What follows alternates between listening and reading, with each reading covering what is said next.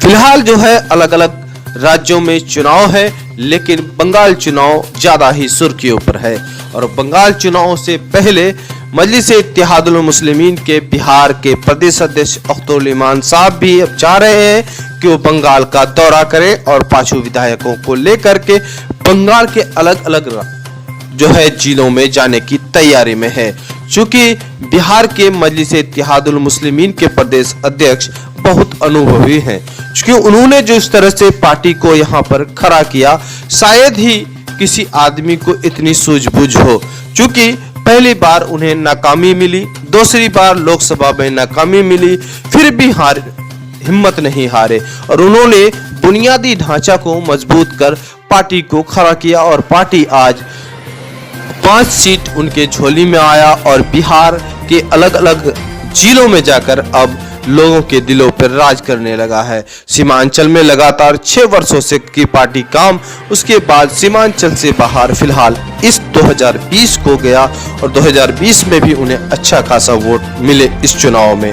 तो एक अनुभवी प्रदेश अध्यक्ष का वहां पर जाना बहुत ही सराहनीय होगा। फिलहाल जो है कि बंगाल चुनाव का सियासी माहौल अभी गर्म है। मौलाना पीरजादा अब्बास सिद्दीकी साहब को लेकर के सुर्खियों में है और इस दफा जो है एमआईएम की टीम अब बंगाल के दौरे पर है।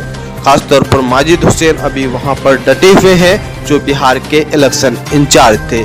ऐसा लग रहा है कि बिहार के जो मॉडल, चूंकि हैदराबाद मॉडल बिहार चुनाव लड़ा था और बिहार मॉडल अब बंगाल चुनाव लड़ेगा, इसी वजह से हैदराबाद की पूरी टीम वहां पर पहुंची हुई है और सर्वे कर रही है। चूंकि बहुत वक्त कम है, मार्च अप्रैल माह तक वहां पर चुनाव होना है और उससे पहले सारे सीटों का सर्वे करना है, खास कहां से उन्हें जीत मिल सकती है उन जगहों का समीक्षात्मक बैठक करना है, कार्यकर्ताओं के साथ बैठक करना है, पार्टी के कैंडिडेट को देखना है, टिकट का बंटवारा करना है। इस तरह की बहुत सारी बात है।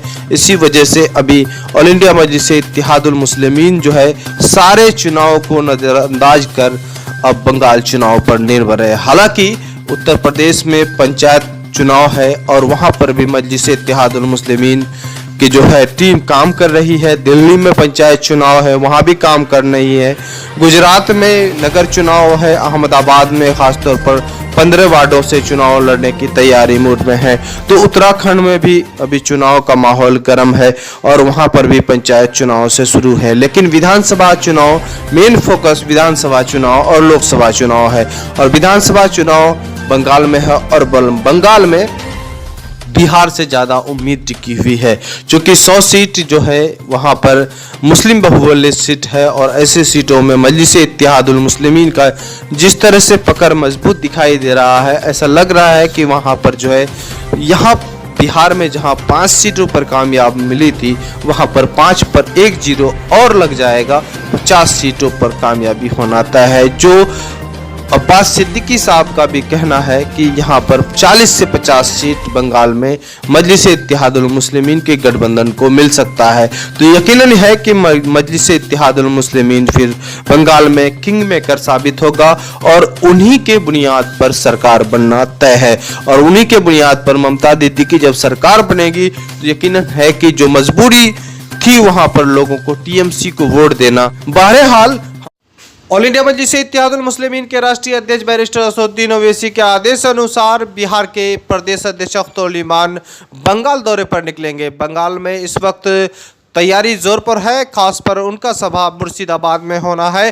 तारीखों का ऐलान हो चुका है, वहां पर चुनाव की तैयारी जोर पर है और साथ ही साथ बिहार प्रदेश अध्यक्ष अख्तरुल इमान आने के बाद और सियासी माहौल गर्म होने का इम्कान है। बताते चले अख्तरुल इमान साहब बिहार विधानसभा चुनाव में बेहतर कारकर्दगी के वजह से जाने जाने वाले हैं और खासतौर पर बंगाल में उनका कदम पड़ने के बाद यहाँ पर भी असदुद्दीन ओवैसी और एमआईएम पार्टी को लेकर काफ़ी मजबूती करेंगे। फिलहाल बताते चलें कि मुर्शिदाबाद में उनका सभा होना है और ख़ासतौर पर वहां पर तैयारी शबाब पर है। अख्तरुल इमान को लेकर काफ़ी खुशी का लहर है, चूँकि बिहार से सटे हुए बंगाल है और बंगाल के बंगाल में इस वक्त जो है अख्तुल ईमान का लोग स्वागत करने के लिए बेताब हैं। फिलहाल बताते चलें कि अख्तुल ईमान फरवरी माह के 14 तारीखों का ऐलान हो चुका है और 14 तारीख को मुर्शिदाबाद में अपना पहली सभा का शुरुआत करेंगे। बताते चलें कि बिहार के कई विधायकों का नाम है, इसमें अलग अलग क्षेत्र में उनको जिम्मेदारी सौंपा गया है और साथ ही साथ बंगाल चुनाव को गोलबंद करने के लिए फिलहाल अख्तुल ईमान तैयार है और अख्तुल ईमान की पहली सभा का लोग बेसब्री से इंतजार कर रहे हैं। आपको बताते चले कि बंगाल चुनाव इस वक्त सुर्खियों में है। जहां देश भर में अलग अलग चुनाव है तो बंगाल चुनाव सियासी माहौल गर्म है।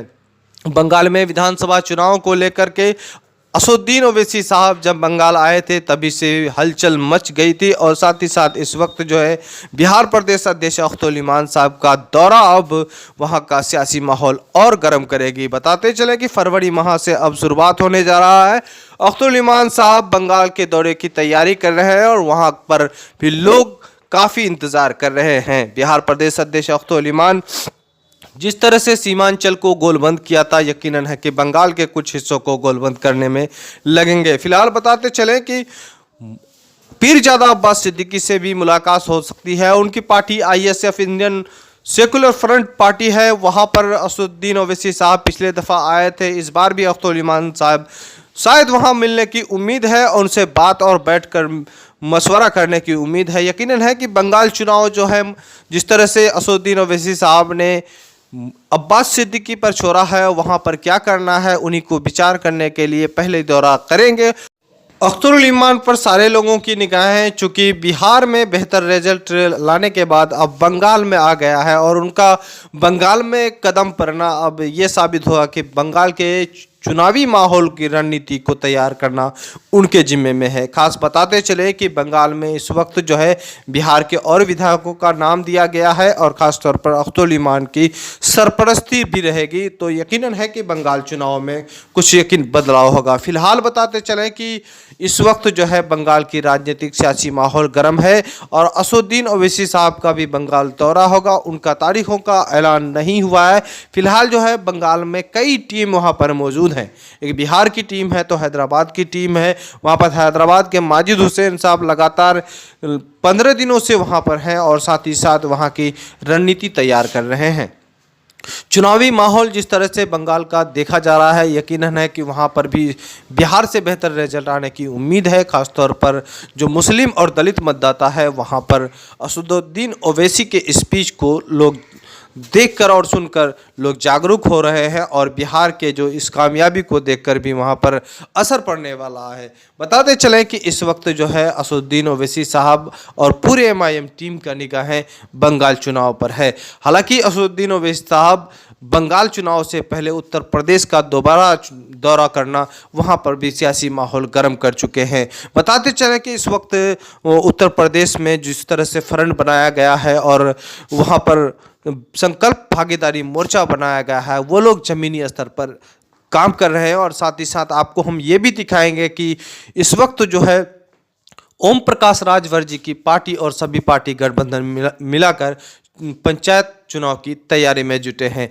इस वजह से कि उत्तर प्रदेश में 2022 को चुनाव है और ख़ासतौर पर बैरिस्टर असदुद्दीन ओवैसी का दोबारा दौरा वहां पर सियासी माहौल गर्म कर चुका है और दीगर पार्टियों में खलबली सा मचा हुआ है। फिलहाल आपको हम दिखा रहे हैं असदुद्दीन ओवैसी के गठबंधन वाली पार्टी संकल्प भागीदारी मोर्चा वहां पर किस तरह से काम कर रही है और ख़ासतौर ओम प्रकाश राजभर जी जो है अपने सहयोगी दल से अवाम के पास किस तरह के अपने मसाइल रखते हैं और साथ ही साथ चुनावी मुद्दा को रखते हैं। आपको खास रिपोर्ट में दिखाएंगे कि इस वक्त जो है संकल्प भागीदारी मोर्चा वहां पर किस बुनियाद पर काम कर रही है। हालांकि उन लोगों ने प्रेस के दौरान कहा है कि वहां पर सरकार बनाने की भूमिका बाबू रामपाल, रामकरण कश्यप, राम सागर बिंद, अनिल सिंह चौहान, प्रेमचंद प्रजापति, असदुद्दीन ओवैसी साहब, ऐसे ऐसे महापुरुषों को एक साथ एक मंच पे ला करके नेताजी ने कहा कि अब 74 सालों में जो ठेकेदारी की प्रथा थी, हमारे बीच में ऐसे समाज के ठेकेदार आते थे और कहते थे कि आप हमको वोट दो, मैं तुमको विकास करके दूंगा, मैं तुमको अधिकार दूंगा। लेकिन नहीं, नेताजी का कहना है कि आप हमको वोट मत दो। आप अपने भाई को वोट करो।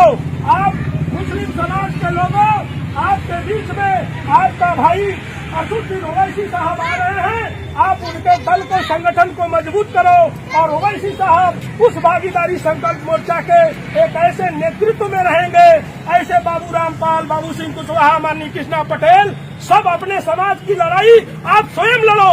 हम ठेकेदार नहीं हैं। अगर मेरी सरकार 2022 में बनती है तो हम 5 साल के उस दिन को 9 भागों में डिवाइड करके हम 6 महीने, 8 महीने, 1 साल का हम मुख्यमंत्री बना करके सारी भागीदारी को बंटवारा करके वंचित समाज को अधिकार देने का काम करेंगे।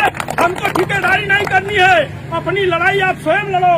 और मैं अध्यक्ष जी को बता देना चाहता हूँ कि भागीदारी संकल्प मोर्चा में हम लोग पंचायत के चुनाव में आज आए हैं। हमारे मिश्रा जी, आप देवेंद्र मिश्रा जी प्रत्याशी हैं। आपको मैं बता देना चाहता हूँ कि अगर देवेंद्र मिश्रा जी इस भागीदारी संकल्प मोर्चा से प्रत्याशी होकर के अगर इनको भारी से भारी मतों से विजयी अगर बना दिया जाएगा साथियों, तो ये मजबूती भागीदारी संकल्प मोर्चा को विधानसभा से लोकसभा तक मजबूती मिलेगी। और इस लड़ाई में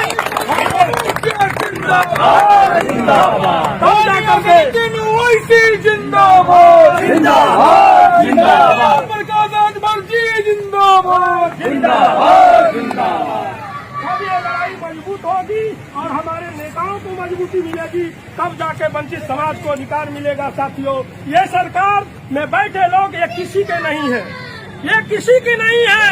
या आपकी गर्दन कटेगी या हमारी कटेगी, ये बेईमान किसी के नहीं है। इनके साथ हमारे नेताजी जब गठबंधन किए तो इन्होंने कहा नेताजी कि अगर हमारे वंचित समाज को अधिकार मिलेगा, आपके लोगों को नौकरी मिलेगी, महिलाओं को अधिकार मिलेगा, नाना प्रकार के लालीपॉप दिखा करके सरकार में तो ले लिए। जैसे ही सरकार बनी साथियों, इनका मन बदल गया। नेताजी को बोले कि आप बताओ, अपने प्रमोशन की बात करो, अपने पैसे की बात करो, आपको कितना पैसा दे दिया जाए, लेकिन आप समाज की बात मत करो, उनके अधिकार की बात मत करो। नेताजी ने कहा 18 साल से मैं गली गली, चौराहे चौराहे गरीबों के बीच वो लड़ाई लड़ने का काम कर रहा हूँ। हमको पैसे की जरूरत नहीं है, हमारे लोगों को अधिकार दे दो, मैं तुम्हारे साथ हूँ। ये लोग नहीं माने। नेताजी ने कहा ठीक है, मैं तुम्हारा साथ छोड़ करके ये लड़ाई 2022 में मैं तुमको बताऊंगा कि सरकार किसकी बनेगी। साथियों, आज भारत के राजनीति में आज इतना बड़ा कोई नेता नहीं है जो माननीय नेताजी ने करके दिखाया। राजनीतिक इतिहास में इतना बड़ा त्याग अगर कोई किया है तो पहली बार डॉक्टर भीमराव अम्बेडकर जी ने एक ऐसी स्थिति आई थी कि उस समय उन्होंने अपना स्वयं का त्याग किया था। लेकिन मैं आपको बता देना चाहता हूं कि यशस्वी राष्ट्रीय अध्यक्ष माननीय ओम प्रकाश राजभर जी अपने कैबिनेट मंत्रालय के साथ साथ 2 दर्जा राज्य प्राप्त मंत्री और 6 निगम के सदस्यों को, मतलब लाल बत्ती का जमाना होता तो 9 लाल बत्ती लेकर के 9 बड़े मंत्रियों को लेकर के इन्होंने सत्ता को लात मार दिया। साथियों, सत्ता को लात मार दिया। आज हमको गर्व है कि ऐसे महापुरुष के हम सैनिक हैं। जो होगा देखा जाएगा, लेकिन ऐसे महापुरुष के इस कदम से कदम मिला करके चलने के लिए आज इतना बड़ा कारवा खड़ा हो गया है। साथियों, तो मैं आप लोगों को बहुत बहुत धन्यवाद देते हुए मैं एक शेर के माध्यम से कहना